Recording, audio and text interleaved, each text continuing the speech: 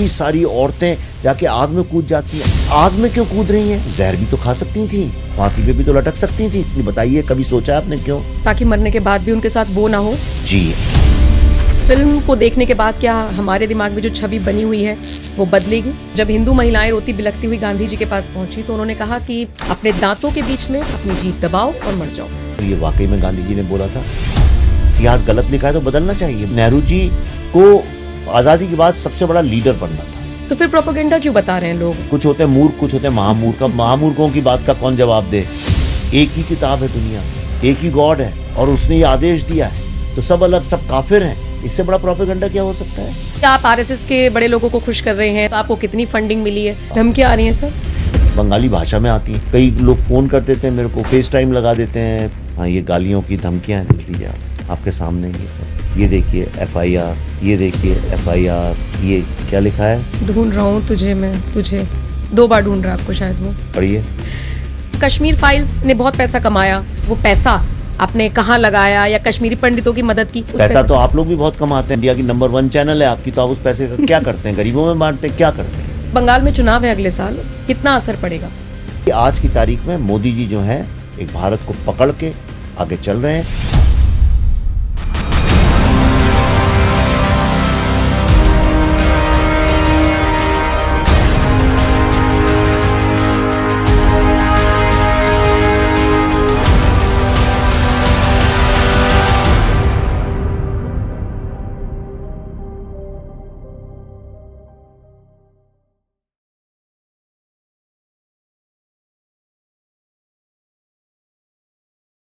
हर साल 15 अगस्त के मौके पर हम आजादी का जश्न मनाते हैं, लेकिन इस आजादी से ठीक 1 साल पहले इस देश में क्या क्या हुआ था? कैसे डायरेक्ट एक्शन डे बुलाकर भारत के ही एक राज्य में हिंदुओं का नरसंहार हुआ था? इस पर आपने कभी किसी को बात करते हुए सुना है? या तो नहीं में आपका जवाब होगा, या फिर आप हो सकता है कहीं कि बहुत कम लोगों को, क्योंकि जो लोग इस पर बात करते हैं उनको प्रोपोगेंडा फैलाने वाला बता दिया जाता है। लेकिन आज हम बात करेंगे, बंगाल की फाइल खोलेंगे, और मुझे लगता है जब वो फाइल खुलेंगी तो हो सकता है जिन लोगों को आप महान हस्तियां मानते हैं उनके किरदारों से वो पर्दा हटे, और हो सकता है आपकी इमेज, आपकी नजरों में जो इमेज उनकी बनी हुई है, जिनकी आप जयंती मनाते हैं, जिनको आप नमन करते हैं, वो थोड़ी सी बदले। तो आज उसी पर चर्चा करेंगे, कैसे बंगाल फाइल की कहानी क्या है, और the Tashkent files, the Kashmir files और अब द बंगाल फाइल्स आपके सामने प्रेजेंट करने वाले फिल्म मेकर विवेक रंजन अग्निहोत्री इस वक्त मेरे साथ मौजूद हैं। स्वागत है सर आपका। धन्यवाद नम्रता जी। ट्रेलर बहुत शानदार है। मैं रिव्यूज पढ़ रही थी, मैं सोशल मीडिया पर देख रही थी, रिएक्शंस बहुत अच्छे मिल रहे हैं, लेकिन जो लोग कंफ्यूज हैं वो ये पूछ रहे हैं कि सच्चाई है 100% या थोड़ा बहुत काल्पनिक दिखाया गया है, थोड़ा मसाला डालने के लिए? देखिए, मसाला डालना हो तो फिर मैं मसालेदार फिल्म बनाऊंगा। करेक्ट। खिचड़ी में मसाला डालने का क्या फ़ायदा? तो नहीं, ऐसा नहीं है। ये पूरी फिल्म उसमें लिखा ही है बेस्ड ऑन ट्रू स्टोरी, और इसकी एक एक चीज़ की जांच पड़ताल करके 5 साल हमने रिसर्च किया इसके ऊपर। और जो इसके पूरे रिसर्च की जो समरी है, मतलब जो संक्षिप्त में जो है, वो 18,000 पेजेस का है। और ये मैं लाया हूँ इसलिए, मैं आपने कहा तेज तर्रार सवाल पूछ रहे हैं तो आपके लिए ये जो फिल्म का एक एक शॉट और सीन है, ये जो CBFC जिसको जनरली लोग सेंसर बोर्ड बोलते हैं, उसमें एक एक शॉट, एक एक सीन क्या है, उसके पीछे क्या रिसर्च है, सारे उसके न्यूज़पेपर कटिंग्स हैं, उसमें सारे बुक्स के रेफरेंसेस हैं। देखिए, आप देख सकती हैं रेड में लिखे कौन से पेज में, कौन से पैराग्राफ में क्या लिखा है। ये सारे डॉक्यूमेंट्स हैं ब्रिटिश गवर्नमेंट के सारे। और उसके बाद जो सेंसर बोर्ड था उसने कई सारे हिस्टोरियंस को बुलाया था, दिल्ली यूनिवर्सिटी के हिस्ट्री के प्रोफेसर, कोई एक्सपर्ट हिस्टोरियन, कोई इंडियन, ऐसे अलग अलग जो ऑर्गेनाइजेशंस होती हैं उनके लोगों को। और ऐसे पूरी पैनल बैठती है लंबी चौड़ी, और बिल्कुल आपको एक एक चीज़ के लिए, और बड़ा लंबा चला ये सिलसिला। उसके बाद ये रिवाइजिंग कमेटी में गया। अच्छा। मतलब हाई कोर्ट, और उसके ऊपर सुप्रीम कोर्ट गया। और सुप्रीम कोर्ट पे ही नहीं रुका सारा का सारा, उसके बाद फिर राष्ट्रपति भी होते हैं समझाने के लिए हायरार्की। एक एक जगह ठोक बजा के इसको किया गया। उसके बाद जाके इसको सर्टिफिकेट मिला। कोई सीन कटा? नहीं, सीन कैसे कट सकता? कुछ नहीं काट संभव ही नहीं है। कोई दुनिया में कोई नहीं काट सकता। जो लोग काटने में उस्ताद हैं वो भी नहीं काट सकते। मैं तो हर किसी को चैलेंज करता हूँ, बड़े बड़े इतिहासकारों को, ये दिग्गज लोगों को, लेफ्टिस्ट लोगों को, कम्युनिस्ट लोगों को, आ जाओ भाई, बताओ, मिलके आप बोलो, वो काट दूंगा, शर्त लगती। तो वो सब कुछ हुआ। उसके बाद जब खत्म हुआ तो CBFC के जो CEO साहब हैं उन्होंने विवेक सर ये अगर आप बुरा ना माने तो ऐसी एक ये फाइल जो आप लाए हैं वो आप क्या मेरे को दे सकते हैं। मैंने कहा, क्यों, आप क्या करेंगे? तो उन्होंने बोला नहीं, इसके बाद कोई भी हिस्ट्री पे फिल्म बनाएगा तो उनको दिखाऊंगा कि वाह। रिसर्च कैसे किया जाता है। और उन्हें प्रॉपर साइन करवा के रखा और अपनी टेबल में ऐसे जैसे सजा के कोई चीज़ रखते हैं उन्होंने रख दिया। हमने अभी देखिए अमेरिका में 12 जगह स्क्रीनिंग की है, भर भर के विद्वान इंटेलेक्चुअल सब आए, बड़े बड़े पॉलिसी मेकर्स, कांग्रेसमैन, सेनेटर, जो अमेरिका के जो एमपी समझ लीजिए होते हैं, सीनेटर्स। और हिस्टोरियंस आए कई सारे, और कई बंगाली बुजुर्ग लोग आए जिनने अच्छा। आंखों देखा हुआ है। एक आदमी ने ये नहीं बोला कि इसमें इतनी भी त्रुटि है, सबने यही बोला ये तो विवेक जी आपसे एक बहुत बड़ी शिकायत है हमको। हमने कहा क्या? तो कहने लगे कि आपने कश्मीर फाइल्स में पूरा सत्य नहीं दिखाया, कम दिखाया। हमने अपनी कश्मीरी लोग बोलते थे, और अब बंगाली लोग ये कह रहे हैं जो विवेक जी आप दिखा रहे हैं तो कुछ भी नहीं है, ये तो सिर्फ ऊंट के मुंह में जी रहा है। बिल्कुल। तो पूरा सत्य है, सिर्फ एक चीज इसमें काल्पनिक है। अगर आप चाहें तो मैं आपको बता सकता हूँ क्या है। ये फिल्म जो है पूरी की पूरी माँ भारती के पॉइंट ऑफ व्यू से है, क्योंकि जो ये हिंदुओं का कत्लेआम हुआ और जो विश्व की सबसे प्राचीन सभ्यता भारत का विभाजन खून से किया गया, खून से सींच के किया गया। हम लोग बोलते हैं आज़ादी मिली, आज़ादी नहीं मिली, उस दिन बंटवारा हो गया। तो ये जो हुआ ये किसका हुआ? ये तो भारत माता का हुआ, माँ बिल्कुल। भारती का हुआ। पूरे विश्व में हम ही एक राष्ट्र हैं जो कि अपने राष्ट्र को देवी स्वरूप मानते हैं। तो इसमें आपने पूछा कोई काल्पनिक चीज है, तो ये एक पेंटिंग आपको दिखाता हूं। ये भारत माता का कॉन्सेप्ट कहां से आया? भारत माता का कॉन्सेप्ट आया इस पेंटिंग से। देखिए मैं आपको दिखाता हूं। ये रविन्द्रनाथ टैगोर जी के नेफ्यू थे, अवनींद्रनाथ टैगोर। उन्होंने सन 1905 में बनाई थी। 1905 में बंगाल का विभाजन कर दिया गया था। उसी टाइम दंगे हुए थे 1905 से 11 तक। नहीं, 1905 में हिंदू बंगाल और मुस्लिम बंगाल बना दिया। ठीक है। तब उन्होंने स्वदेशी की जो वैल्यूज है, स्वदेशी मतलब जो हमारी भारतीयता की वैल्यूज है, सब अंग्रेज या मुगलों का इतना वो था प्रभाव था। तो उन्होंने ये पेंटिंग बनाई थी। इसमें उन्होंने पहली बार विश्व में किसी राष्ट्र को एक ह्यूमनाइज किया गया था। और आप देखिए इसमें एक हाथ में खेत खलियान का रिप्रेजेंटेशन है, एक हाथ में ये देखिए ज्ञान जो हमारा पूरा वैदिक नॉलेज है, एक हाथ में ये अध्यात्म है, और एक में जो हमारी इंडस्ट्री है, जो हमारी उद्योग है, वो कपड़ा, क्योंकि टेक्सटाइल तब बहुत बनता था। और ये एकमात्र ऐसा, आपने बुद्ध के पीछे एक हेलो देखा होगा, और आपने जीसस क्राइस्ट के पीछे भी देखा होगा। ये एकमात्र ऐसी है जिसके पीछे दो हेलोज हैं, राइट? एक खुद का ऑरा है और एक ये जो डिवाइन पूरा जो पूरे कॉस्मिक का ऑरा है। और ये जब आई तो इसको पहले बोंग माता बोला गया। अच्छा। उसके बाद लोगों को इतना इससे प्रेरणा मिली कि उन्होंने इसको भारत माता बोल दिया, माँ भारती अगर आप बंगाल में बोलें तो मैंने ये सोचा, बड़ी इंटरेस्टिंग बात बताता हूँ, मैंने ये सोचा हम तो भारत माता की जय, भारत माता की जय बोल के कितना गर्व महसूस करते हैं। तो आपके दिमाग में पिक्चर क्या आती है जब आप भारत माता की जय बोलती है? तो आपको कैसी दिखती है भारत माता?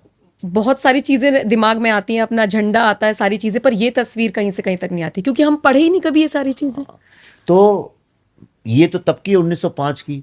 तो मैं एक दिन कलकत्ता में बैठा था, मैंने कहा कि अगर मैं तो इतना गर्व से माँ भारती बोलता हूँ, लेकिन अगर माँ भारती वाकई में मेरे सामने आ जाए, अगर भारत जो एक राष्ट्र, एक जो सभ्यता है विश्व की सबसे प्राचीन, वो अगर देवी है, तो वो वाकई में अगर मेरे सामने आ जाए तो कैसी दिखेगी, क्या बोलेगी, मुझसे क्या पूछेगी? तो पहले तो उसके ऊपर काफी खून लगा होगा। 1200 साल प्रताड़ित की गई है माँ भारती की आत्मा। 1200 साल, 1000 साल मुगलों ने, इस्लामिक रूलर्स ने की, 200 साल क्रिश्चियन रूलर्स ने की, उसके बाद भी वो जिंदा रही। भारत, विश्व की सारी प्राचीन सभ्यताएं खत्म हो चुकी हैं, पता आपको, सिर्फ हम एकमात्र बचे। तो मतलब बाकियों पे जब आक्रमण हुआ तो मर ही गए, पर माँ भारती जिंदा रही। तो जिंदा रही तो क्या होगा? उसका एक हाथ कट गया होगा, कोई उसके शरीर का पार्ट काट दिया, उसका जो ज्ञान यान जो सब पकड़ा हुआ है यहाँ, इसमें भी खून के दाग पड़े होंगे। कोई एक ऐसा मंदिर नहीं मिलेगा, ऐसी कोई मूर्ति नहीं मिलेगी जो खंडित ना हो। उसके उद्योग खराब किया गया, उसकी जो अध्यात्म है उसको भी अलग अलग तरह से उसमें कुरूपता लाई गई। तो मैंने कहा माँ भारती मुझसे अगर सामने आ गई ऐसे, तो एक लाचार बुढ़ी औरत होगी और वो मुझसे कहेगी बेटा तुमने मेरे लिए क्या किया, और अब यहां से तुम बताओ मैं जिंदा कैसे रहूं, क्या तुम मुझे जिंदा रख पाओगे।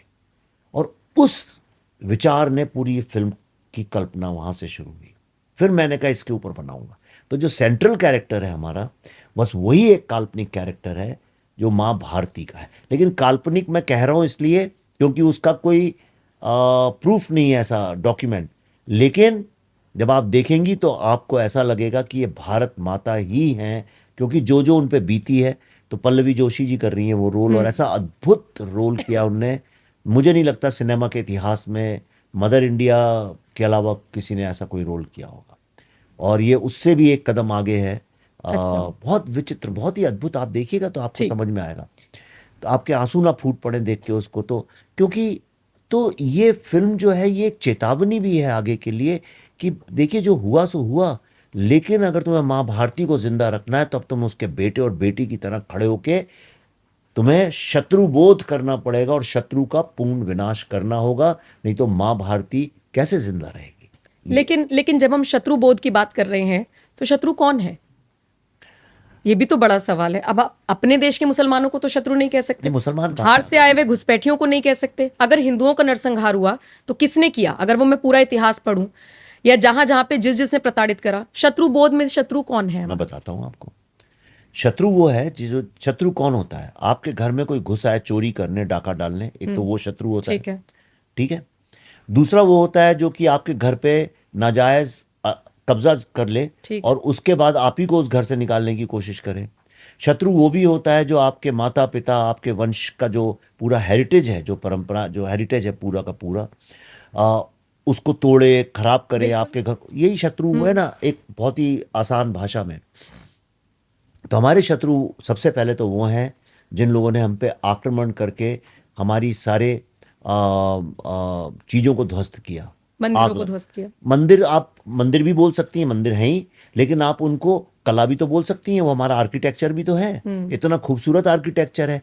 जब यूरोप जाते हैं तो वहाँ चर्चेज में ले जाके उनके आर्किटेक्चर की तारीफ की जाती है। हम कभी उस दिशा में सोचा नहीं। तो जिन लोगों ने वो किया, जिन लोगों ने हमारे यहाँ हमारे ही अधिकार हमसे छीन लिए और हमको प्रताड़ित करके हमको गुलाम बनाया। मतलब कोई सड़क पे चल रहा है, औरंगजेब ने कहा इसको उठा लो, इसको मार डालो, इसकी बीवी को उठा लो, इसकी बच्ची को उठा लो। तो ये हमारे शत्रु हुए। जिनके डर से हजारों औरतें आग में कूद के जौहर देती थीं, जिनके डर से सती हो जाती थीं, वो शत्रु थे। बिल्कुल थे। आप विश्व में कहाँ ऐसा आपको एग्जाम्पल मिलेगा जहाँ पे इतनी सारी औरतें जाके आग में कूद जाती हैं। आज आप नम्रता जी, मॉडर्न ज़माने में आप कभी कल्पना कर सकती हैं आप आग में कूद रही हैं? बिल्कुल नहीं। तो कितना बड़ा डर रहा होगा। और आग में क्यों कूद रही हैं? जहर भी तो खा सकती थी, फांसी पे भी तो लटक सकती थी, छत से भी तो कूद सकती थी। बताइए, कभी सोचा है आपने क्यों? ताकि मरने के बाद भी उनके साथ वो ना हो। जी, आप समझ गई हैं। मैं कई लड़कियों से पूछता हूँ, वो बेचारी नई लड़कियां, वो सोच भी नहीं सकती, उनकी कल्पना में ही नहीं ऐसा तब ऐसा होता था। वरना सती क्यों होगी कोई पत्नी? क्यों आग में कैसे कोई कूद सकता है, आप बताइए। तो ये जो प्रताड़ना और जो गुलामी हुई, जगह जगह यानी चल रहे हैं, कोड़े से मार दिया चलते हुए आदमी को। बेचारा गरीब मजदूर जा रहा है, उस राजा साहब महाराज, सॉरी बादशाह निकल रहे हैं, उसको कोड़े से मार रहे हैं। तो ना तो कोई अधिकार था। फिर अंग्रेज आए, उन्होंने भी सारे अधिकार छीन लिए हमारे। बंगाल का विभाजन किया 2 बार, देश में फूट डलवाई, और हमारी सारा का सारा जो हमारा इतिहास था उसको पहले मुगलों ने तोड़ा मरोड़ा, उसके बाद अंग्रेजों ने तोड़ा मरोड़ा, और हमारे एक ऐसा झूठा इतिहास रच दिया हमारे इर्द गिर्द। चाहे वो वर्ण व्यवस्था हो, चाहे जाति व्यवस्था हो, महिलाओं का स्थान हो। ये घूंघट क्यों करती हैं महिलाएं? इन्हीं के कारण। मुगलों से बचने के लिए तो जी जी। शुरू हुई थी ये प्रथा। हाँ, आपने भी पहना, ये चुन्नी क्यों पहनती हैं हमारी महिलाएं? आप जाके हमारी पुरानी मूर्तियां देखिए, स्टैचूज देखिए, आप जाइए कहीं भी, चलिए खजुराहो चले जाइए, अजंता एलोरा चले जाइए, आपको कहीं कोई स्त्री नहीं मिलेगी ऐसे कपड़े पहने हुए। आप कालिदास पढ़ लीजिए, किसी हमारे पुराने लिटरेचर में कहीं उल्लेख नहीं है इस बात का कि वो डरी हुई, सहमी हुई है। वो तो एकदम बिल्कुल मर्द के बराबर खड़े होके एकदम, बल्कि वो एक हाथ आगे रहती थी। मंडन मिश्रा का जब शंकराचार्य जी से इतने दिन शास्त्रार्थ चला, तो उनकी पत्नी उनके बगल में बैठ के शास्त्रार्थ कर रही थी। ये था हमारा पूरा का पूरा। आप देवी, आप क्या बोलते हैं, सीताराम, राधे श्याम, पहले स्त्री का लगाते। गौरी शंकर, आप कोई सी भी मूर्तियां देख लीजिए भारत की प्राचीन से प्राचीन जगह जाके, दुर्गा, पार्वती, ये सब जितनी हैं, माँ काली, सरस्वती, सब बैठी हैं। आप सरस्वती के वस्त्र देखिए, बिल्कुल बिल्कुल। सरस्वती का वस्त्र क्या है, एक कुछ भी नहीं है, हम्म, क्योंकि उसको ऐसे ही देखा पारदर्शी तरीके से और रिस्पेक्ट की। तो ये मुगलों उगलों के डर से ये सारा चालू हुआ। ठीक। सर वापस फिल्म पर आना चाहूंगी। फिल्म में जो बंगाल की फाइलें आपने खोली हैं या जो पूरा वो नौअखली वाला आप दिखा रहे हैं, बंगाल के लोगों ने लड़ाई पूरे देश की आजादी में योगदान देने के लिए लड़ी थी एक्चुअल में, या फिर हमारी जमीन का बंटवारा क्यों हो रहा है, बंगाल को क्यों तोड़ रहे हो इसलिए लड़ी थी? क्योंकि आपने रिसर्च किया इसलिए आपसे नहीं, पूछना चाहती समझिए दिल्ली पे आक्रमण हो जाए हूं। तो दिल्ली की सेना और दिल्ली के लोग लड़े, तो ये थोड़ी नहीं कह सकते हैं कि ये सिर्फ दिल्ली के लिए लड़ रहे हैं, भारत। वो 1905 से 1911 वाला क्योंकि भाई भारत की राजधानी थी कलकत्ता। अच्छा, उस टाइम पर उसको बोलते थे क्राउन ऑफ सिविलाइजेशन, मतलब सारी सभ्यताओं का मुकुट है पूरे विश्व की। ये नाम हमने नहीं दिया था, ये अंग्रेजों ने दिया था, crown of civilization. Cultural capital थी, इंडस्ट्रियल कैपिटल थी दुनिया की, फाइनेंशियल कैपिटल थी, इतना महत्व था कलकत्ता का। और जो एक पूरा जो एक क्रांति आई जो कल्चरल, पूरे विश्व में दो ही जगह पे हुई, जिसको रेनेसांस बोलते हैं अंग्रेजी में, फ्रांस में हुई और भारत में हुई। भारत में बंगाल में हुई। आप ये देखिए, एक ही मात्र प्रदेश है जहां से 3 राष्ट्रीय गान निकले। धन्य धन्य एक गाना है जो 1905 में जिसने क्रांति लाई, वंदे मातरम आनंद मठ का जो है, बाय द वे ये पेंटिंग भी आनंद मठ से ही प्रेरित है, अच्छा। बंकिम चंद्र चटर्जी की। और तीसरा जनगण मन भी वहीं से निकला हुआ है, राइट। कला हो, साहित्य हो, दर्शन हो, वेदांत, रामकृष्ण परमहंस, स्वामी विवेकानंद, श्री औरोबिंदो, प्रभुपाद, और जो हरे रामा हरे कृष्णा मूवमेंट चलता है पूरी दुनिया में, ये भी वहीं से निकला हुआ है। आपको पता है ये बात? इतना बड़ा योगदान है बंगाल का भारत के मानसिकता में। आज जो भी हम हिंदुत्व की बात करते हैं, जो सब करते हैं, इसकी नींव वहीं रखी गई है। तो दुनिया उससे डरती थी, इसलिए अंग्रेजों ने विभाजन किया कि सोचा ये शिथिल पड़ जाएंगे, कमजोर पड़ जाएंगे। हिंदू जो है आगे आकर लड़ रहा था स्वतंत्रता संग्राम में। आजाद हिंद फौज भी तो वहीं से निकली। जितने आप जब महान लोगों के नाम लिखेंगे तो आधे से अधिक आपको बंगाल से मिले। बंगाल हमसे अलग थोड़ी है। सर प्रेजेंट तो ऐसे ही किया जाता रहा है। अब किया जाता है, वो राजनीति है उसी के तो फिर अगर इसलिए तो ये फिल्म बनाई। ठीक है, तो अगर ये फिल्म आई है तो मुझे लगता है हर बंगाली को भी देखनी चाहिए, लेकिन बंगाल के मुख्यमंत्री को तो सबसे पहले देखनी चाहिए। आपके ट्रेलर लॉन्च पर क्या सब हो गया, कभी लाइट चली गई तो कभी हंगामा कर तारीख दिया, काट दिए गए वहां पे तो। और अब तो मैं अभी आपके आए तो अब भी FIR आया है मेरे को ईमेल से, किसी थाने से। रोज एक नया FIR आता है, रोज एक नया जख्म, रोज एक नया दर्द। पर मैं तो चाहता हूं मुख्यमंत्री देखें, क्योंकि ये कहानी उन जब आप देखेंगी तो आपको खुद महसूस होगा, नम्रता जी, कि इस देश ने कितना बलिदान किया है और आपको पता तक नहीं है। अनफॉर्चुनेटली मुझे भी नहीं पता था। कैसे कोई सोच सकता है? हमें तो लगता है ज्यूज के साथ सबसे बड़ा अत्याचार हुआ। आप ये देखेंगी तो आपको लगेगा कि यानी आपको इतनी आत्मग्लानि होगी, खुद से आपको इतना गुस्सा आएगा फिल्म देखने के बाद कि ये मुझे क्यों नहीं पता है। जैसे आपके दादाजी, आपके नाना जी ने इतना कष्ट और बलिदान किया हो, तब आप यहाँ पहुंची हो, कोड़े खाए हो, हाथ कट गए हो, खून से उनका हो गया हो, घर जला दिया हो, घर में बच्चों के साथ अत्याचार हुआ और आपको पता ही नहीं है ये बात। आपके माँ बाप ने बताई ही नहीं है आपको कभी ये बात। और जब पता चलेगी तो आपको कितना गुस्सा आएगा कि मुझे क्यों नहीं पता था, क्योंकि तो आपका वजूद बदल जाता। तो सर अगर ऐसे में ही गोपाल का जो कैरेक्टर आपने दिखाया है, गोपाल पाठा, तो उनके फिर पोते भी कह रहे हैं कि चरित्र को गलत तरीके से दिखाया है, तो उनकी बात मानूं? नहीं, अब किसी बड़े आदमी का पोता होने का मतलब ये थोड़ी कि आप भी बहुत महान आदमी हैं। नहीं, लेकिन अगर वो कुछ कह रहे हैं तो उनकी बात में कुछ तो नहीं, कुछ देखिए क्या है, वो मुझसे कई महीनों से बात कर रहे थे, ठीक है, फोन पे मेरी उनसे कई बार बात हुई। मैंने कहा कि आपको मैं धन्यवाद दे देता हूँ, इसमें ये कर देता हूँ। अब उसमें इसलिए नहीं पढ़ना चाहता हूँ कि लीगल मामला है, उसको हम लीगली निपटेंगे। लेकिन क्या होता है जब इस तरह की फिल्में आती हैं, कई लोग फ़ायदा भी उठाना चाहते हैं, ब्लैकमेल भी करते हैं, पैसे की भी मांग करते हैं, तरह तरह की चीज़ें होती हैं। तो सिर्फ इसलिए कि कोई किसी का नाती है या नातिन है या पोता पोती है तो ये मान लेना कि वो भी उतना ही महान होगा, ऐसा तो फिर गांधी जी के सारे पोते पोती कितने अच्छे होते, फिर जवाहरलाल नेहरू के पोते पोती भी सब, नाती नातिन भी सब एक से एक महान होते। तो सिर्फ इसलिए कि कोई किसी घर में रहता है तो उसका मतलब नहीं उस घर का मालिक है। सर गांधी जी और नेहरू जी का आपने जिक्र किया, इस फिल्म को देखने के बाद क्या हमारे दिमाग में जो छवि बनी हुई है वो बदलेगी? क्योंकि मैंने 2-3 सीन देखे जिसमें मुझे ऐसा लगा कि शायद हमें ऐसा देखने को मिले। और दूसरा, इस रिसर्च के दौरान क्या ये बात सच है, जितना मैंने भी पढ़ा है, कि नोआखली जब दंगे हुए थे तो जब हिंदू महिलाएं रोती बिलखती हुई गांधी जी के पास पहुंची तो उन्होंने कहा कि कोई ऑप्शन नहीं है तो अपने आत्मसम्मान के लिए अपने दांतों के बीच में अपनी जीभ दबाओ और मर जाओ। क्या ये रिसर्च में पाया गया कि सच था? या सांस रोक के उनने या फिर दो सांस उपाय रोक के, बताए थे, हाँ। या तो जीभ को जोर से काट लो और काटने से मर जाओ, मुझे पता नहीं कैसे मरते हैं उससे, और सांस रोक के मर जाओ। ऐसा उनने 2 उपाय बताए थे और ये वाकई में गांधी जी ने बोला था। ये तो कोई इसको दुनिया दुनिया में डिनाई नहीं कर सकता, पेपरों में छपा हुआ है, सब जगह बड़ी बड़ी किताबों में लिखा हुआ है। और मैं फिल्म में है वो। और जब अभी 12 स्क्रीनिंग अमेरिका में की थी, जब भी वो सीन आता था, आप बताऊं क्या आवाज़ आती थी। तो इस फिल्म में तो कोई हिलता नहीं है, लोग पानी की बोतल तक नहीं करते कि कट कट कहीं आवाज़ ना आ जाए, ऐसी स्टंट देखते हैं। जब वो सीन आता था, आप यकीन नहीं करेंगी, हर स्क्रीनिंग में एक ही आवाज़ आती थी, नो। ओह। औरतें, एक औरत तो गाली देने लगी थी, चिल्लाने नहीं लगी थी बिल्कुल, जोर से। ये क्योंकि मैं तो सिर्फ किताबों में यंग पढ़ती यंग हूँ। लड़कियां सोच भी नहीं सकती कोई हाँ, ऐसा, कि मैं एग्जैक्टली। बोलते हुए मेरी आंखें भी नम हो जाती हैं। पर एनीवे, तो आपने पूछा कि छवि बदलेगी। देखिए, छवि सही होनी चाहिए। अगर पहले से ही गलत छवि है तो समझिए वो सही बात नहीं है। अगर किसी की मूछें नहीं है और उस पर झूठी मूछें लगा के कह दो, अरे ये तो ठाकुर साहब थे और बड़े राणा साहब थे, लड़े थे, कुंवर साहब थे, ये गलत बात नहीं है। नीची मूछें वालों की नीची मूछें होनी चाहिए, ऊपर मूछें वालों की ऊपर होनी चाहिए। ये मैं थोड़ा हंसी मजाक में कह रहा हूँ, लेकिन क्या था, मैं आपसे एक सवाल पूछता हूँ। समझिए आपके देश पे युद्ध हो, आपके देश का, राइट, और आपके देश के जो नेता हैं, परम नेता जो हैं, वो कहें कि मैं तुमको जिता के छोड़ूंगा, और अगर वो हार जाएं तो हारे हुए नेता हुए ना, करेक्ट। तो आप मुझे बताइए कि जो पार्टीशन था, ये तो युद्ध था।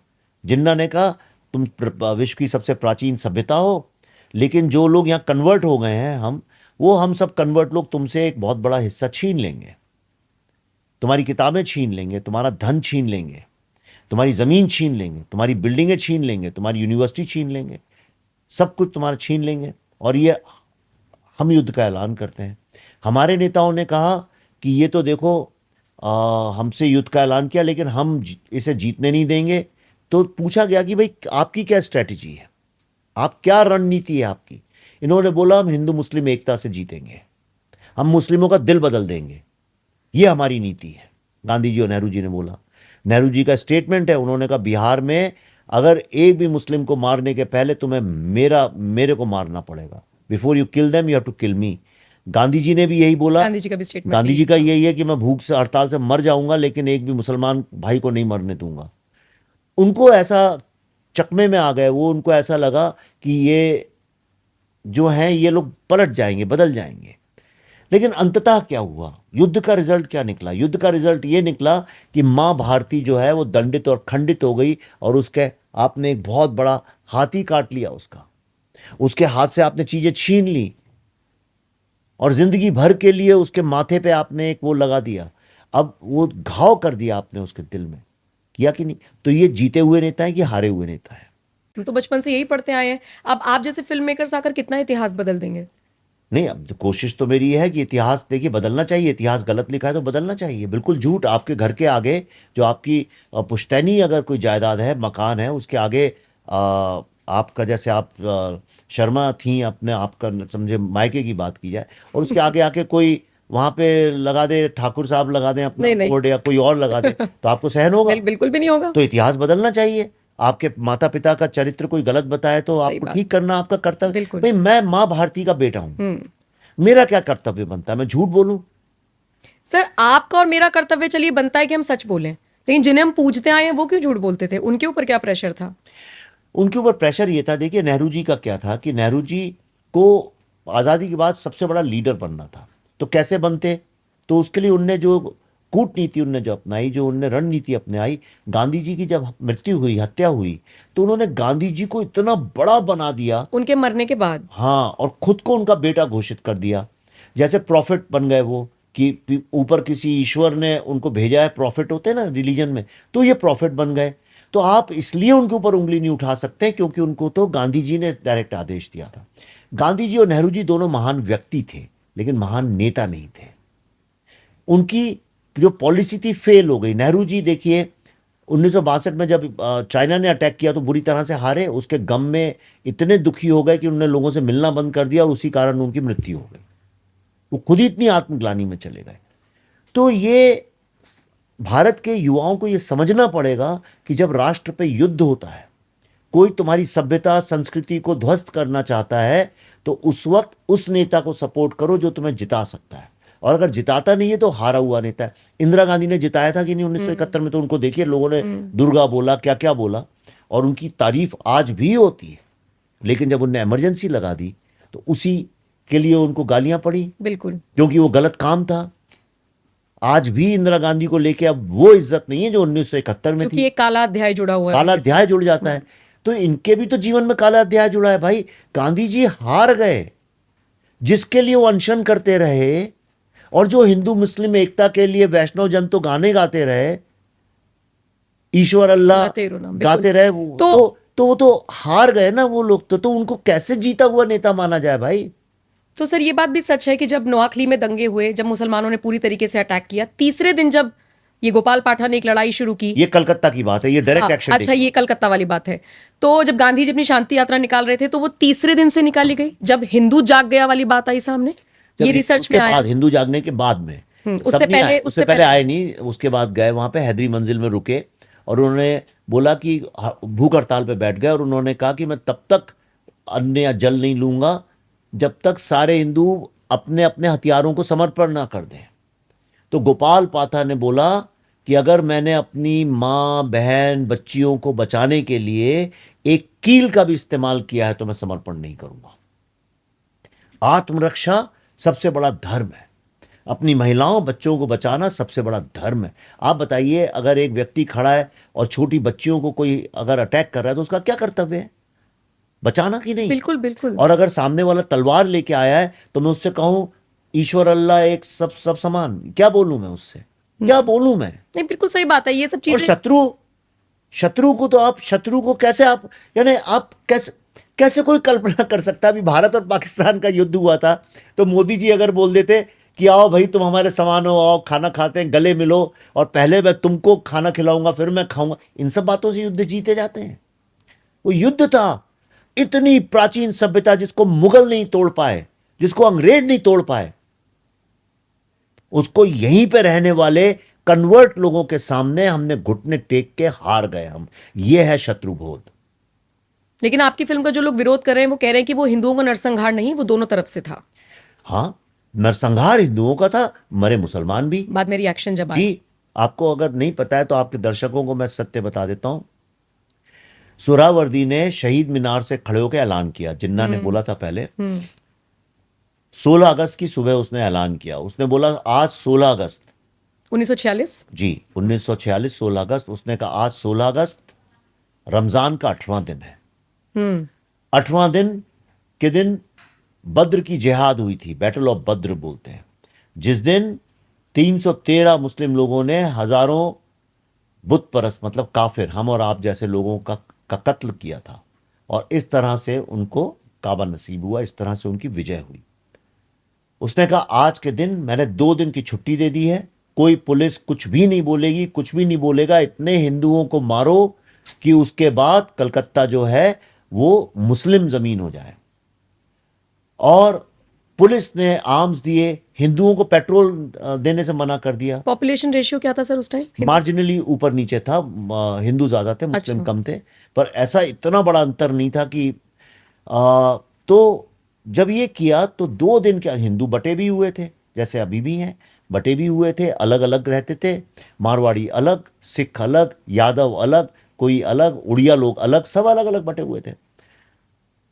तो 2 दिन में इतना कत्लेआम हुआ कि जब मटन मार्केट में नग्न हिंदू महिलाओं की लाशें टांग दी गईं, जहां बकरे लटकते वहां पे टांग दी गई, कील चील कौए आके मरे हुए लोगों का मांस खाने लगे, जो लोग चिता जलाते हैं उनको भी मार डाला तो लाशें सड़ने लगी। इतना जब कत्लेआम हो गया तब गोपाल चंद मुखर्जी जिन्होंने सबको संगठित किया, उन्होंने बोला जो जिस चीज में पराक्रमी है वो करो, मारवाड़ी लोगों को लड़ने की जरूरत नहीं है, आप पैसे दे सकते हो, आप पैसे दो ताकि हम हथियार खरीद सकें। और तब इन लोगों ने जब रिटेलिएट किया तो सुहरावर्दी ने बोला, जो वहां का मुख्यमंत्री था, चीफ मिनिस्टर। हाँ, उसने बोला वही हुआ मुझे जिस बात का डर था। तो मुजीबुर रहमान जो उसके असिस्टेंट, उन्होंने पूछा क्या हुआ, तो उसने बोला हिंदुओं के संगठित होने का। और तब आर्मी बुलाई गई और 4 दिन के बाद उसको रोका गया और इसमें उनकी हार हुई। सुहरावर्दी को बुचर ऑफ बंगाल बोला। उसका बदला लेने के लिए, चूंकि वहां हार गए, तो अब क्या करें भाई, आप जैसे लड़ाई इंडिया पाकिस्तान, इस जगह पे समझिए आप अटैक अच्छे से नहीं कर पाए तो आप फिर दूसरी जगह अटैक करते हो। तब इन्हें नोआखली को पकड़ा जहां इनकी जनसंख्या ज्यादा थी, और वहां जो कत्लेआम हुआ है नम्रता जी, आप कल्पना भी नहीं कर सकती हैं, मतलब क्या हुआ है वहां पे। अब मैं ज्यादा नहीं बोलूंगा, फिल्म देखें लोग, उसमें पता चलेगा आपको जाके। वहां राजेंद्र लाल रॉय चौधरी नाम के एक व्यक्ति थे जो बार एसोसिएशन के प्रेसिडेंट थे और हिंदू महासभा के भी प्रेसिडेंट थे। उन्होंने गांधी जी के सामने बोल दिया, मैं नहीं मानता हूं आपकी अहिंसा की थ्योरी और हिंदू मुस्लिम प्रेम और जो भी चल रहा था मन की आशा। उन्होंने बोला हम, मैं हथियार रखूंगा, वो लोग हथियार जब तक रखेंगे मैं भी रखूंगा, वो हथियार लेके आएंगे, मेरी बहुओं को उठा के ले जाएंगे, रेप करेंगे, कन्वर्ट, तो उनको मैं कैसे बचाऊंगा, हाथों से तो नहीं बचा सकते जो बंदूक लेके आया है, मैं भी रखूंगा। इस कारण 2 दिन 2 रात तक वो लड़ाई लड़ते रहे मियां फौज से, और अंततः उनकी गर्दन काट के तश्तरी में दी गई और उनकी दोनों बेटियों को सेक्स स्लेव उठा के ले गए और 400 हिंदुओं को उनके घर के अंदर काट डाला गया, जिसके कारण गुलाम सरावर हुसैनी जेल में गया और फिर उसको बेल मिल गई आसानी से। तब पार्टीशन नहीं हुआ था तब तक। तो ये तो छोटी मोटी बातें हैं, और ये तो सिर्फ हम शब्दों में बयां कर रहे हैं। जब आप जब वो देखेंगे हुआ होगा, क्या हुआ होगा। वो पिक्चराइजेशन है फिल्म में पूरा। जी जी, आप तस्वीरें देखिए और सारा पिक्चराइजेशन, जो फोटोज हैं अवेलेबल, एग्जैक्टली मैंने वैसा किया। ये मेरी श्रद्धांजलि है उन सब लोगों को, including my parents, your parents, मतलब दादा जो बिल्कुल हमारे, बिल्कुल, उन सबको मेरी पूर्वज। श्रद्धांजलि। ये फिल्म मैंने फिल्म की तरह नहीं बनाई है, ये फिल्म मेरे लिए यज्ञ है। 5 साल हमने आहुति दी है। कई लोग पूछते हैं कितने दिन लगे इसकी स्क्रिप्ट लिखने में, मैं कहता हूं पूरी जिंदगी। पूरी जिंदगी तिल तिल तिल करके मैंने ये देखा है, समझा है। मेरे दोनों माँ बाप ही फ्रीडम फाइटर्स थे, तो मैं ऐसे तमाम, ये हिंदुओं की आवाज है, उनके दर्द और पीड़ा की कराह है। तो फिर प्रोपेगेंडा क्यों बता रहे हैं लोग? और एक सवाल तो बहुत कॉमन है जो आप तक पहुंच रहा होगा, मैं रिपीट तो नहीं करना चाह रही थी, लेकिन वही सवाल, मणिपुर फाइल्स, गुजरात फाइल्स कब अब बनाएंगे? देखिए, अब कुछ होते हैं मूर्ख, कुछ होते हैं महामूर्ख। अब महामूर्खों की बात का कौन जवाब दे, है ना। उनको लगता है भाई उनकी तरफ भी तो बहुत सारे डायरेक्टर्स हैं, किसकी तरफ? लेफ्टिस्ट लोगों की तरफ, जो प्रोपेगेंडा बोल, उनका सच बोलो तो कह देंगे प्रोपेगेंडा है, कुछ भी बोलो तो प्रोपेगेंडा बोल देंगे। कुछ भी हो, आप अगर समझिए अच्छे से शराफत से अगर बात करें, कुछ संस्कारों की बात करें तो कह देंगे संघी है। ये उनकी आदत है। और गुस्सा हो जाएंगे तो गोबर ओबर बोल देंगे, गौमूत्र बोल देंगे, बस इससे 4 शब्दों के आगे उनकी जिंदगी है नहीं। तो मुझे हाँ है प्रोपेगेंडा, चलो अब आगे बढ़ो। तुम जिन लोगों का समर्थन करते हो, तुम जिन लोगों को, टेररिस्ट लोगों का समर्थन करते हो, और जिस वोट बैंक के लिए तुम हिंदू जेनोसाइड के खिलाफ हो, सबसे बड़ा प्रोपेगेंडा तो वही चलाते हैं। नहीं, एक ही किताब है दुनिया में, एक ही गॉड है, और उसने ये आदेश दिया है, और ये नहीं है तो सब अलग, सब काफिर हैं। इससे बड़ा प्रोपेगेंडा क्या हो सकता है कि जो तुम्हारी बात नहीं मानता वो काफिर है, उसको मार डालो। कश्मीर में सबको मार दिया, भगा दिया, जेनोसाइड कर दिया। पार्टीशन इसी बात पे हुआ है, काफिरों को मार डालो। ये प्रोपेगेंडा नहीं है, और आप उन्हीं को सपोर्ट कर रहे हैं। जो लोग इलीगल इमिग्रेंट्स आप भर भर के वोट बैंक बना रहे हैं अपने, बंगाल की सरकार, वो लोग क्या मानते हैं, वो कौन सा धर्म मानते हैं? वो गृह मंत्रालय पे सवाल उठा देते हैं ना जी, वो गृह मंत्रालय पे सवाल उठा देते हैं बंगाल वाले कि कहां से आ रहे हैं ये घुसपैठिए, हम बॉर्डर पर थोड़े ना खड़े होंगे, ऐसा उनका कहना है। अरे भाई देखिए, बॉर्डर है पोरस, वहां से लोग आना जाना कोई इतनी असंभव बात नहीं है। वहां से लोग जब आते हैं तो उनको भगाने देने का काम ही नहीं कर पाते हैं, उसके पहले ही उनको संगठित करके अपने अंदर कर लिया जाता है। फिर वो 2-2 हजार में उनका राशन कार्ड, आधार कार्ड, हाँ, फिर वोटर आईडी कार्ड, सारा बनता है, सब बनता है। मेरी फिल्म में सब है, आप देखिएगा आपको सब समझ में आएगा। सर कुछ लोग सवाल ये भी पूछ रहे हैं कि जिद और हेट स्टोरी बनाने वाले डायरेक्टर फाइल्स में कहाँ घुस गए और अब अगली फाइल कौन सी खुलेगी, यही ट्रिलॉजी यहीं पे खत्म हो जाएगी? मैंने कहा ना, महामूर्खों के सवाल का जवाब नहीं देता हूँ। सर मेरे पास ये आए भी हुए सवाल नहीं, है। फिर तो ये भी सवाल पूछना चाहिए, जो सवाल ये पूछ रहे हैं उनसे बोलो, सर आप बचपन में गिल्ली डंडा खेलते थे, अभी आईटी सर्विस में कैसे आ गए? आप बचपन में बिना कपड़े के घूमा करते थे, सर्दी सूट बूट में कैसे आ गए? आदमी आगे बढ़ता है, सोचता है। पहली बार जिद फिल्म मैंने बनाई नहीं है। हेट स्टोरी एक महिला के जिसकी ओवरी निकाल दी गई है, जो कभी मां नहीं बन सकती, उसके बदले की कहानी है। कोई बुरी कहानी सारी औरतों ने देखा, हिट फिल्म है, सुपर हिट फिल्म है। तब मैं उस तरह की कमर्शियल फिल्में बनाता था। फिर मुझे ऐसा लगा कि नहीं, मैं ये बनाने के लिए बना नहीं हूँ। मुझे वो फिल्में बनानी चाहिए जो मैं ही बना सकता हूँ, जो अनकंफर्टेबल ट्रूथ के ऊपर बेस्ड हैं, ऐसी चीज़ें जिसके बारे में कोई बात नहीं करता वो बोली जाए। और जिस चीज़ से मुझे पीड़ा थी मैं वो व्यक्त करने के लिए मैंने ये फिल्में बनाई। और आप देखिए, जब से बनानी शुरू की हैं, मैं भी आज़ाद हो गया हूँ, बॉलीवुड भी आज़ाद हो गया है मुझसे, हम स्वतंत्र हो गए हैं, और ये फिल्में लोग लेकिन देख ही एक रहे हैं। ट्रोल आर्मी तो आपके पीछे लग गई है ना, अच्छा है ना जो ट्रोल। पूछ रही है ना सर कि आप आरएसएस के बड़े लोगों को खुश कर रहे हैं, तो आप बीजेपी को खुश कर रहे हैं, तो आपको कितनी फंडिंग मिली है।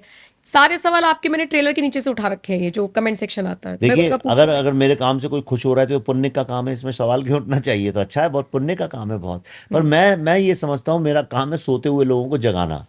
इसलिए मैं सुबह बहुत जल्दी उठता हूँ। तो मैं कई बार फ़ोन भी करता हूँ लोगों को, सुबह सुबह लगा देता हूँ, तो वो सोते रहते हैं। तो मैं कहता हूँ अरे सॉरी, सो रहे थे। तो कहते हैं नहीं नहीं नहीं, अब उठ गए। मैंने कहा चलिए अच्छा, आज सुबह सुबह पुण्य मिल रहा है, सोते आदमी को जगाना तो पुण्य का काम होता है। तो तो ऐसा नहीं है, ये महामूर्ख हैं, इनसे मैं इनके सवालों का कौन जवाब दे। धमकियां आ रही हैं सर, धमकियां तो आ रही बंगाल हैं। से ही आ रही हैं। आप और कहाँ से आएंगी? वहीं से आ रही हैं, बंगाली भाषा में आती हैं। कई लोग फ़ोन कर देते हैं मेरे को, फेस टाइम लगा देते हैं, कुछ भी लगा देते हैं, और पूछो, क्योंकि आजकल फिल्म चल रही है तो मुझे पता नहीं कब कहाँ से, कभी जर्नलिस्ट फ़ोन कर रहे हैं, कभी हमारे, तो मैं फ़ोन उठा लेता हूँ। और उसके बाद खूब भर भर के गालियाँ देते हैं बंगाली में, और मेरी बेटियों के बारे में, पत्नी के बारे में, यहाँ से उठा लेंगे, वो कर दें। मैं बताना नहीं चाहता हूँ, पर जो उस वक्त हो रहा था उसी का ये अंश है, जो धमकियाँ हैं। कोई बहुत नई बात नहीं है। इनकी धमकियों से मैं डरता नहीं हूँ, लेकिन जब सरकार ही आपको डराने धमकाने लगे तब क्या करें? डरा रही है सरकार। अरे ये देखिए, आपको दिखाता हूँ सबूत के साथ। हर रोज एक नया एफआईआर आ जाता है। और अभी मैं यहाँ आ रहा था तो अभी ईमेल से अभी नया एक एफआईआर आया है। आज़ाद, क्या नाम है उसका, कौन सा ग्राउंड है वहाँ से, ये देखिए, हैम्पर ये रिलीज, देखिए। टीएमसी नेता करा रहे जी हाँ। हैं गाली। हाँ, ये गालियों की धमकियाँ हैं, देख लीजिए आप, आपके सामने ही ये सब। अरे बाप रे। ये देखिए एफआईआर, ये देखिए एफआईआर, ये देखिए एफआईआर, ये देखिए एफआईआर। ये क्या लिखा है? ढूंढ रहा हूँ तुझे, मैं तुझे 2 बार ढूंढ रहा, आपको शायद वो पढ़िए। ढूंढ रहो हूँ तुझे, मैं तुझे घर के अंदर घुसकर भेजा उड़ाऊंगा, जस्ट वॉच और डिलीट योर रीसेंट ट्वीट। किसी ट्वीट पर आपत्ति है। ये देखिए, अब तो गाली है सर इसमें, बहुत गंदी गाली है। और बेटी को लेकर बोला गया है। ये देखिए, ये अभी ताजी ताजी एफआईआर आई है, और एक अभी ईमेल में आई है, अभी मैं आ रहा। ये तो ये दिन रात सरकार जब आपके पीछे पड़ जाए ना, तो हम और आप जैसे लोग बड़े असहाय हो जाते हैं, क्योंकि सरकार के पास इतनी ताकत है उस तंत्र के पास कि उससे कैसे लड़ाई लड़ी जाए ना, बताइए। और हमारा ट्रेलर नहीं लॉन्च करने दिया, शायद मैंने सिनेमा के इतिहास में पहली बार हुआ है विश्व में। और अब जो है थिएटर्स हमारी फिल्म लगाने से इसलिए मना कर रहे हैं, कर नहीं सकते लीगली, इसलिए मना कर रहे हैं, कहते हैं सर हमारे ऊपर पॉलिटिकल वो प्रेशर है, हम यहाँ कैसे सरवाइव करेंगे, हमें तो ख़त्म कर देंगे ये लोग। न्यूज़पेपर एड्स लेने से मना कर रहे हैं हमारी फिल्म के, तो अब कैसे करें, क्या तो क्या मतलब करें? बंगाल में फिर नहीं रिलीज हो पाएगी फिल्म। मैं तो लड़ रहा हूँ, अब देखिए आप लोगों के मार्फत से लड़, पर मैं भारत के हर व्यक्ति से अपील करना चाहता हूँ कि सब लोग प्रेसिडेंट को एक पटिशन लिखें। हम्म। हमारी जो राष्ट्रपति हैं उनको एक पटिशन लिखिए, क्योंकि ये आज मेरे साथ हो रहा है, कल आपके साथ होगा। आप भी तो चैनल चलाती हैं, आपके ऊपर कर देंगे, कर देंगे, और वो उठा भी ले जाएं। अगर आप जाएंगी कलकत्ता, आपको उठा लेंगे अंदर। ठीक है, देखा जाएगा 2 दिन, क्या सुप्रीम कोर्ट गाली तो देगा, डांटी तो देगा, 2 दिन रख दो अंदर, सामने वाले को क्या फर्क तो पड़ता फिर है? बंगाल में भी हालात नहीं बदले हैं, कम से कम ये तो नहीं है जो हम बहुत साल बदले पहले नहीं है, देखते बिगड़े थे। हैं। क्योंकि हमने देखा संदेश खाली में जिन्होंने महिलाओं के साथ अभद्रता की, वो टीएमसी के नेता निकले, वो शेख शाहजहां, जिसकी तुलना सोहरावर्दी से ही होने लगी थी। हमारी फिल्म में उसी के ऊपर आप देखिएगा, जो मेन विलेन है हमारा, हमने उसी पे बेस किया हुआ है। ओके, आप बंगाल में वैसे कितना बदलाव देखते हैं? बंगाल की संस्कृति, एक गाना बड़ा बैकग्राउंड में, बहुत खूबसूरत गाना वो बजता है, मुझे बंगाली क्योंकि नहीं आती है तो मैं पकड़ नहीं पा रही क्या किचन मतलब है। होने मोने, वो बहुत खूबसूरत अभी गाना है। लॉन्च हुआ, आप सुनिएगा। वो पार्वती बाउल जी ने गाया है। वो बाउल एक पारंपरिक संगीत की विद्या है, कला है, जो कि खत्म हो रहा है अब धीरे धीरे। ये कृष्ण की स्तुति में गाते हैं, लेकिन इसका मतलब है अध्यात्म है, अपनी अच्छा। अंदर की आवाज़ को ढूंढना, स्वयं को ढूंढना। तो ये भिक्षुक लोग गाते हैं, जिनके पास कुछ नहीं होता। वो आप जो खाना दे दें उतने में ही गुजारा कर लेते हैं, कोई चीज़ उनके पास नहीं होती। तो वो खुद भिक्षुक हैं, साध्वी हैं, उनके बाल जटाएं हैं बहुत बड़ी बड़ी। और वो भारत की सबसे महान संगीतकारों में से एक हैं, गायिकाओं में से। तो उनने गाए ये गाने हमारे लिए। नहीं, बहुत खूबसूरत गाना गाया। तो जैसे कल्चर है बंगाल में, एक अलग ही रिचुअल्स वहां पर चलते हैं, उन सब के बीच अभी भी महिलाओं के लिए क्या बंगाल सुरक्षित नहीं है, या फिर आम जनता के लिए? क्योंकि मैंने जितना स्टडी किया है, बंगाल में हिंदू मुस्लिम इतना नहीं है, बंगाली वर्सेस नॉन बंगाली जरूर है। किसने बोला हिंदू मुस्लिम नहीं है? आप जरा मेरे ट्रेलर के नीचे जाके पढ़ लीजिए। नहीं, मैं इतिहास उठा के देखूंगी तो सबसे ज्यादा सांप्रदायिक दंगे हुए हैं वहां पर, लेकिन आज नहीं है ये कौन कह सकता है? आप एक काम करिए, मेरा इसका मैं तो देखिए वो उदाहरण मानूंगा जो कि जीवित लोग देते हैं। ठीक है। पेपर में क्या छपता है मुझे उससे मतलब नहीं है। आप मेरा ट्रेलर के नीचे जाके देखिए, आपको हजारों बंगाली हिंदुओं का होगा कि ये हमारी आवाज है, हमारे साथ ये हो रहा है। आज जो बंगाली हिंदू लोग हैं वो अपनी यंग बेटियों को बाहर पढ़ने भेज देते हैं। आज यंग जनरेशन बहुत कम बची है वहां पे हिंदुओं की। एक बंगालन बैठी है हमारे ऑफिस में, पूछ लीजिए उसी से मैंने ये रिव्यू लिया था, जिसमें उन्होंने मुझे बताया कि हिंदू मुस्लिम अब नहीं है, बंगाली वर्सेस नॉन बंगाली क्योंकि वो यहाँ रहती है ना, इसलिए में भी हो सकता है। और बंगाली, हाँ वो यहाँ रहती है। बंगाल में 2 कॉन्स्टिट्यूशन चलते हैं, एक हिंदुओं का एक मुस्लिम्स का। और मैं आपकी खुल फिल्म के का कह रहा हूँ, ट्रेलर का पहला खुल डायलॉग के कह रहा हूँ, ये सत्य है, सत्य है। अगर अगर कभी कुछ होगा तो सबसे पहले हिंदू की जान खतरे में होगी। लेकिन 2011 की जनगणना के मुताबिक हिंदू पॉपुलेशन वहां पर ज्यादा है, और ममता बनर्जी बहुत टाइम से पर जीतती आ रही सत्ता है। किसके पास है? वही मैं पूछ रही हूँ, इसका मतलब हिंदू भी उन्हें वोट करते हैं ना? करते हैं, बिल्कुल करते हैं, वो खुद ही हिंदू हैं, फिर वो खुद हैं। पर ये जो फिल्म है हमारी द बंगाल फाइल्स, ये तो उन लोगों के बारे में जिन लोगों को मारा गया, जिनने आहुति दी, जिन लोगों ने यज्ञ किया, जिनने बलिदान दिया, तो उसमें उनके भी तो दादा दादी हाँ। नाना नानी शामिल रहे तो होंगे। फिर क्या दिक्कत है फिल्म रिलीज क्योंकि करने वोट बैंक तो आपका अलग है। आपका वोट बैंक तो हिंदू वोट बैंक नहीं है ना। से? जीत कैसे रही है फिर अगर हिंदू पॉपुलेशन वो ज्यादा है? कम्युनिस्ट लोग हैं सारे के सारे। बंगाल की एक बड़ी समस्या है, बंगाल इतने साल ग्रसित रहा है इस बीमारी से, कम्युनिज्म की, कि वो लोग, उनको एक दिमाग में बैठा दिया गया है, अगर कोई हिंदू की बात करता है तो उन्हें को कहते हैं कम्युनल है। कैसे कम्युनल है भाई? 24 घंटे यहाँ पे लोग तरह तरह की बातें करते हैं, नहीं करते हैं? बिल्कुल करते हैं। लोग तो भाषा के लिए लड़ते रहते हैं। कर्नाटक में मैं महाराष्ट्र में रहता हूँ, वहां मार देते हैं पकड़ के। वो नहीं है कम्युनल, कुछ भी वो नहीं है। सिख लोग करते हैं बात अपनी, सब लोग अपनी अपनी करते हैं, तो उसमें कौन सी ऐसी गलत बात है? अगर हिंदू हिंदू की बात करता है तो उसमें क्या आफत है? पूरे विश्व में एक ही तो राष्ट्र है हिंदुओं का, भारत। तो कहां जाके अपनी पीड़ा, अपने दर्द की बात करेंगे भाई? अपने ही घर में बैठ के अपनी बात नहीं करेंगे तो कहां किससे करेंगे? एक मुस्लिम व्यक्ति को ये तो है कि वो पाकिस्तान जाके बात कर सकता है, सऊदी अरेबिया, कतार जा सकता है, यूएई जा सकता है, वो मलेशिया जा सकता है, वो इंडोनेशिया जाके अपना दर्द कर सकता है। उस पर कोई आतंक हो, सरकार उसको प्रताड़ित करे, तो उसके लिए 50 कंट्रीज अवेलेबल हैं, जहाँ जाके रह सकता है। एक क्रिश्चियन इतनी सारी कंट्रीज में जाके रह सकता है। हिंदू कहाँ जाएगा? सिख लोग भी चले जाते हैं, कनाडा उनको दे देता है, रहने के लिए शरण दे देता है। एक हिंदू जाए तो जाए कहाँ? एक ही तो राष्ट्र है। और ऐसा क्या आफत हो गई अगर हम अपनी बात कर रहे हैं तो? अमेरिका में वाइट्स की बात करते हैं, ब्लैक्स की बात करते हैं। पूरा युद्ध चल रहा है इतने 2 साल से ज्यूज के लेके। ज्यूज भी तो अपने लिए लड़ रहे हैं वहां पे। सारी दुनिया कभी कहती है पैलेस्टाइन जिंदाबाद, कभी कहती है इजराइल जिंदाबाद। दुनिया भी तो बटी है 2 भाग में। तो कौन है ऐसा इस विश्व में जो अपनी बात नहीं करता? और मैं अपने परिवार, अपने घर, अपने धर्म, अपनी संस्कृति, अपनी सभ्यता की बात नहीं करूंगा तो कौन करेगा?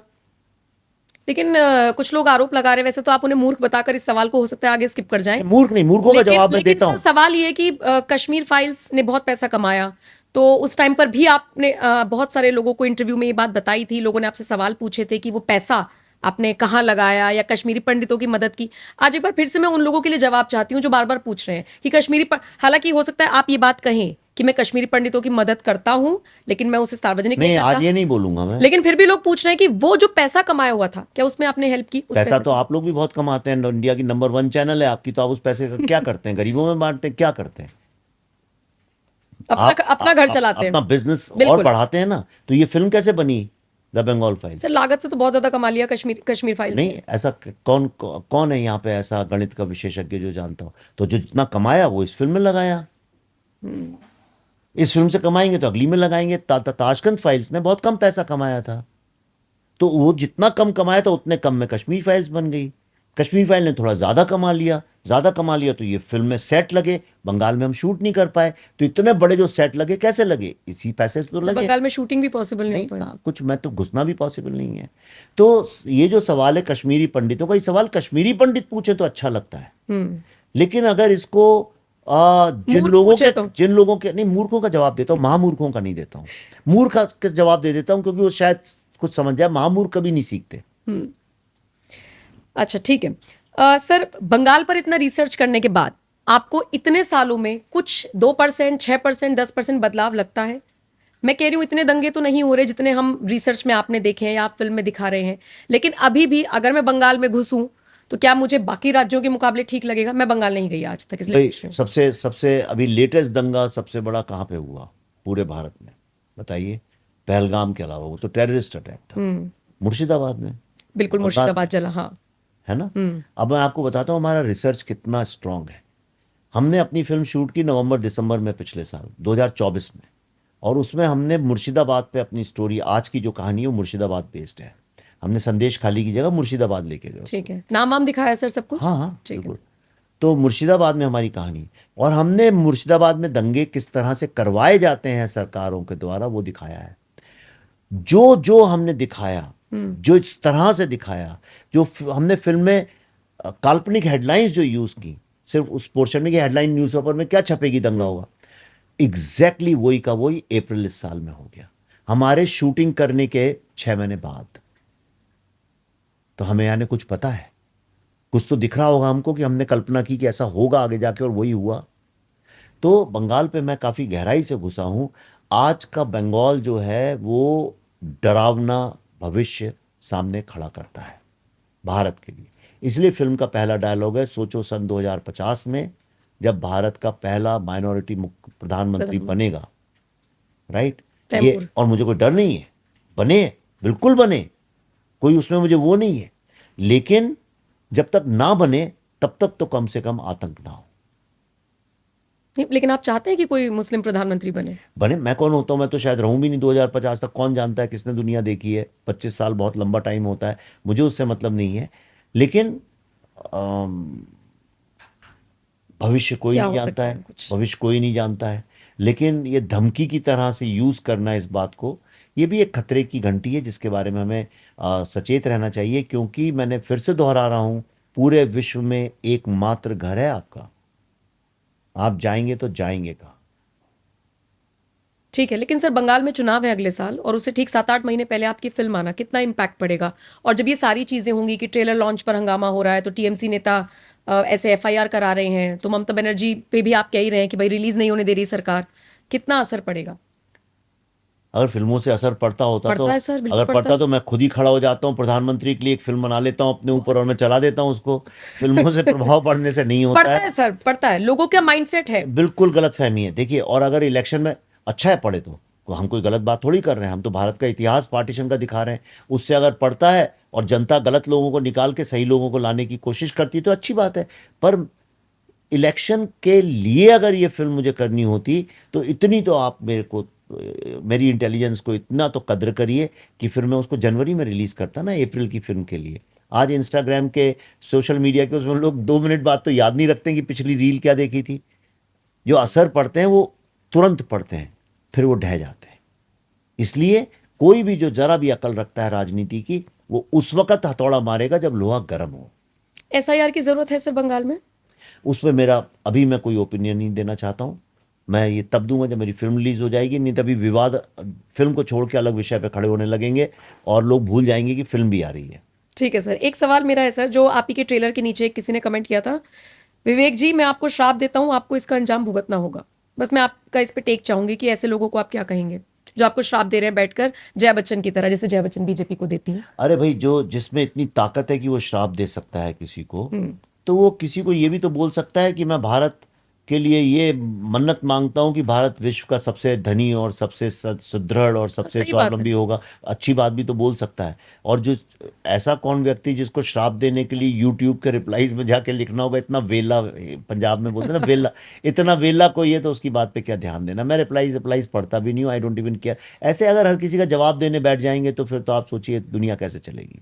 सर मुझे तो सवाल चाहिए थे कि एंटी विरोध में आपके लोग क्या लिख रहे हैं। नहीं, आप बहुत तो अच्छे से मुझे पूछ रहे हैं, मुझे अच्छा तो भी मुझे लगा। लगा कि ट्रेलर से बेटर और ऑप्शन मुझे कहीं नहीं, मैं सही। क्यों सोशल मीडिया पे जाऊं, वहां तो लोग कुछ भी कह के निकल जाते हैं। पर आप Please, ट्रेलर में, नम्रता जी, बंगाली हिंदुओं की आवाज मैंने भी देखा पड़ी है। सर, क्या मैंने लिख रहे हैं पॉजिटिव लोग? भी देखे, लोग बहुत अच्छा रिएक्शन दे रहे हैं। इनफैक्ट मेरे लोग दादा आपसे दादी के शिकायत साथ कर रहे हैं सर, आपने देर से ये फिल्म आप क्यों लेकर आई, ये भी मैंने कमेंट पढ़ा। लेकिन मुझे लगा कि पॉजिटिव होते हुए कोई मुझे आपके साथ जोड़ के ये ना कह दे कि ये भी राइटिस्ट है और उसी लैंग्वेज में बोल रही है, तो मैंने तो इसलिए सारे सवाल मतलब मिक्स करके रखे हैं। सर, अगर मैं प्रेजेंट सिनेरियो में बात करूं, वैसे मैं इसको वाइंड अप करने जा रही हूं क्योंकि आपके पास थोड़ी सी वक्त की कमी है, लेकिन प्रेजेंट सिनेरियो में देखूं, हमने स्टार्टिंग में लीडर्स की बात की थी। एक वो लीडर जो आपको आगे लेके चलता है, जिसके पास विजन होता है, एक जो समस्याएं बताता है। प्रेजेंट सिनेरियो में आपको कौन सा लीडर लगता है कि जो देश को आगे लेकर चल रहा है और विजन है उनके पास? अब अगर वैसे मेरा जवाब तो देखिए कई बार मैं दे चुका हूँ, कोई नया जवाब तो है नहीं। अब वही हैं जिनका सितंबर के महीने में 17 तारीख सितंबर में जन्मदिन है। 17 तारीख जी 17 तारीख को जन्मदिन है नरेंद्र मोदी जी। और इसलिए नहीं देखिए कोई इसका अगर देखिए मुझे अगर ये बोलने से कोई लाभ हो रहा होता तो लाभ बहुत उठा सकता था, इसलिए नहीं। आप ये देखिए कि जिस वक्त नरेंद्र मोदी जी आए, भारत एक हारा हुआ सब महसूस करते थे। एक हमारे पास विजन नहीं था, हम ये नहीं सोच पा रहे थे हम कहाँ जाएं। कुछ भी हो, हम विश्वगुरु बने नहीं बने, हम वर्ल्ड की टॉप कंट्री बने कि नहीं बने, वो एक मुद्दा है जो इकोनॉमिस्ट अलग लोग करेंगे। लेकिन आज भारत के हर व्यक्ति के दिल में चाह तो ये है कि यार हम सबको पछाड़ के आगे निकल जाए। ये तो है, ये तो आपके दिल में भी है, बिल्कुल सबके। कोई मुझे लगता है कि सर 2014 के बाद लोगों को समझ में आ गया बच्चे को पॉलिटिक्स क्या है, नेता क्या है, विजन क्या है। और मोदी जी ने बच्चे को ये तो समझा दिया कि गुरु हम बन तो सकते हैं, क्षमता तो है। तो अब कोशिश कर रहे हैं। अब इतनी पुरानी इमारत है, इतनी दरारें पड़ी हैं, इतना ढहरा है, कहीं दीमक लगी, एक एक करके धीरे धीरे धीरे धीरे उसको ठीक कर रहे हैं। मोदी जी कोशिश कर रहे हैं, उनके पास एक विजन है। आज दुनिया में अभी जापान गए हुए हैं, जहाँ जाते हैं तो एक लगता तो है कि एक ग्लोबल लेवल पे जाके एक लीडर खड़ा हुआ है। तो यही है, विपक्ष के जो नेता हैं उनसे मेरी यही शिकायत है कि भाई ये टुटपुंजिया नेता गाली देते रहें, बुराई करते रहें, चलता है। आप एक विजन दो। आप विजन नहीं दो तो कैसे हम आपका चुनाव कर सकते हैं? समस्या ये है। तो अभी आज की तारीख में मोदी जी जो हैं एक भारत को पकड़ के आगे चल रहे हैं। होता है कभी ये हो जाता है, कभी वो हो जाता है, सब इतना बड़ा राष्ट्र है, कुछ ना कुछ चलते ही रहता है। अब अमेरिका टैरिफ लगाएगा, किसने सोचा था? लेकिन उसके अगेंस्ट लड़ने का साहस भी तो होना चाहिए। एक बुजुर्ग आपसे कहता है बेटा कोई बात नहीं, इस महीने सैलरी नहीं आई लेकिन चिंता मत करो, मैं तुम्हारे पीछे हूं, तुम पढ़ाई अपनी मत खत्म करना। तो आपको कितना साहस मिलता है। तो इस तरह से मोदी जी खड़े हुए हैं एक बुजुर्ग की तरह, जो कहते हैं कोई बात नहीं मैं हूं। इतना ही बोलना काफी है एक राष्ट्र को आगे बढ़ाने के लिए।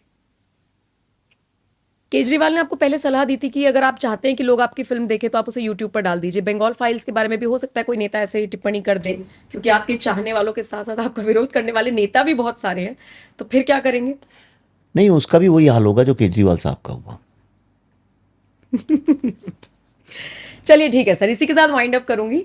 मुझे बहुत अच्छा लगा आपसे बात करके। बाकी आपकी फिल्म के लिए आपको बहुत बहुत शुभकामनाएं। Thank you. और ऐसी अगर कोई फिल्म आती है जो सच दिखाती है, या इतना रिसर्च, 18,000 पन्ने हैं ये नहीं है ये, लेकिन 18,000 पन्नों का सिर्फ संक्षिप्त में रिसर्च, यानी वो 200-250 किताबें पढ़ने के बाद सब करने का, तब जाके 18,000 के बाद वो रिसर्च। और कोई फिल्म मेकर कहता है कि मैं डंके की चोट पर कह रहा हूँ कि चैलेंज कर दो किसी भी इस फैक्ट को, तो ये बहुत बड़ी बात है। तो मुझे तो लगता है कि भैया देखनी चाहिए आपको फिल्म। जाइए, 5 सितंबर को फिल्म आ रही है। 5 सितंबर को। अब बंगाल वाले कैसे देखेंगे इसमें? तो बंगाली में भी हमने पैसा खर्च कर, में कैसे देखेंगे लोग?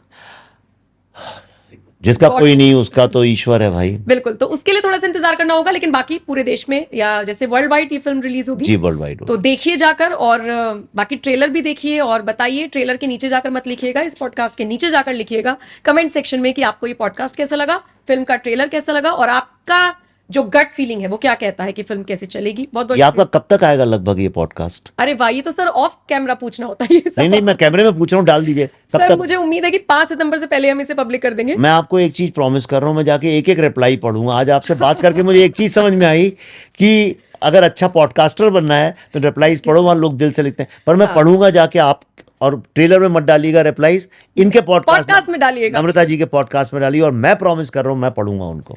चलिए, थैंक यू सर हमसे बात करने के लिए। ऑल द बेस्ट आपकी फिल्म के लिए आपको। और आप भी बताइए ये पॉडकास्ट ट्रेलर कैसा आपको लगा, और बाकी आप फिल्म देखने जाएंगे या नहीं, ये भी हमें कमेंट सेक्शन में बताइएगा। बाकी और खबरों के लिए बने रहिए NMF न्यूज के साथ। नमस्कार।